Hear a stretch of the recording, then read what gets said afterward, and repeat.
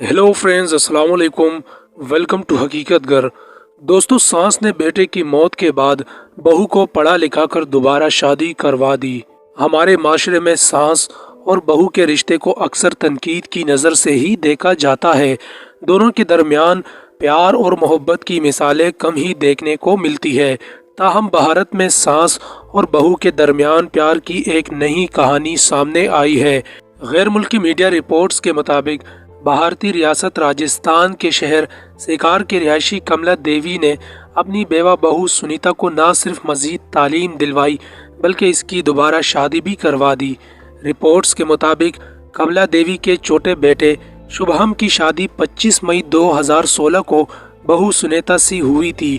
ताहम शादी के बाद MBBS की तालीम हासिल करने के लिए बेटा किर्गिस्तान गया, लेकिन बदकिस्मती से 6 माह के अंदर ब्रेन स्ट्रोक की वजह से इसकी मौत हो गई।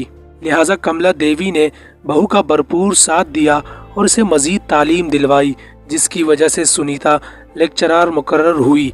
जबकि शादी के 5 साल बाद गुज़िश्ता माह इसकी दोबारा शादी करवा कर इसे खुशी से रुखसत कर दिया।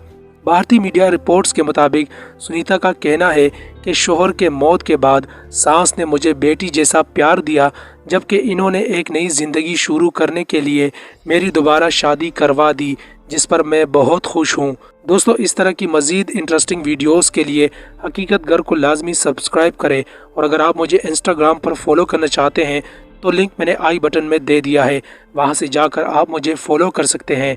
अपना बहुत सारा ख्याल रखें, दुआओं में याद रखें। अल्लाह हाफिज़।